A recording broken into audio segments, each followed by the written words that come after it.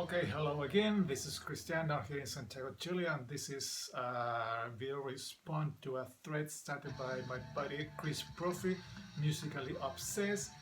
He was asking to pick up a year that you like it and show records from that era. So I'm going to go with 1984, an awesome year for hard rock, heavy metal, and all that good stuff. This will be an only CD edition because I have it only on CD. So it is 1984. We have this masterpiece, Accept Balls to the Wall. Awesome, awesome album. Awesome performance by by Udo, Wolf Hoffman, and the rest of the guys. Of course, big songs, Balls to the Wall, London Leather Boys, Love Child, Turn Me On, Losers and Winners, and Winter Dreams. Awesome, awesome album. So, number one. Number two.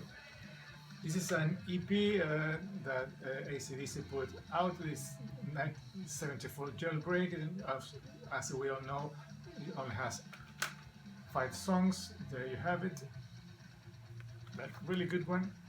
The big song in this one is Jailbreak, and another couple of songs. Soul Stripper is really good, and it's also a great.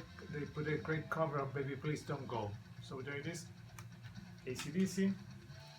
Next, it's a live album from one of my favorite, our favorite Spanish heavy metal band. This is the biggest band in that country that plays heavy metal music. I think they were supposed to be touring this year in their farewell tour, another band, but they had to postpone it till next year.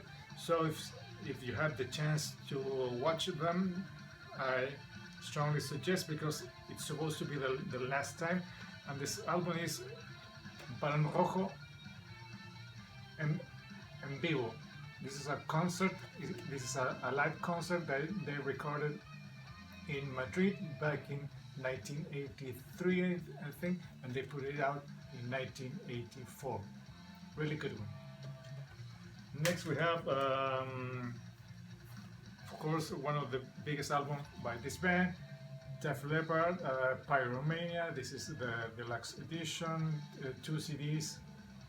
We have CD number 1, the album, and CD number 2, a concert in the LA Forum in 1983. So there you have it, Pyromania by Def Leppard. Next, of course, Iron Maiden, Power Slave. What can you say about this album? That has been already said. Awesome, awesome artwork, awesome songs, awesome performance, awesome everything. So there it is. This is the 1980. This is the edition from 1998 with some bonus material. But there it is, Power Slave by Iron Maiden.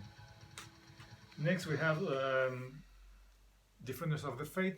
This is the anniversary edition, the 30th anniversary edition, deluxe. It has the album and 2 CDs with a live concert in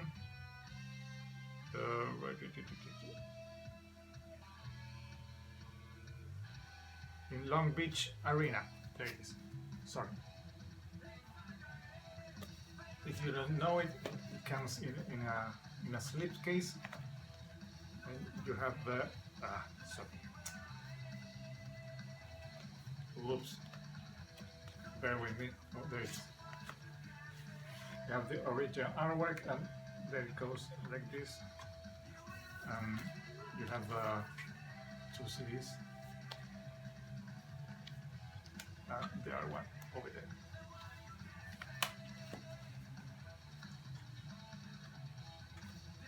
So then you put it back there, and there you go. Next we have of course Metallica, and my favorite album, I think, by the Lightning, 1984. Awesome. Next, their the first full-length album by Queensryche, The Warning. Great album. I'm still missing the EP and Rage for Order, but this is a really good one. When they were on top of their of form, the band shooting in all cylinders, they were great performance. Jeff Tate on top of his capacities, great album. Next, I think this is the biggest albums, the biggest seller by this band, or at least is the most known. It is Scorpions and Love at First Sting. We all know this album. Sorry about that. There it goes.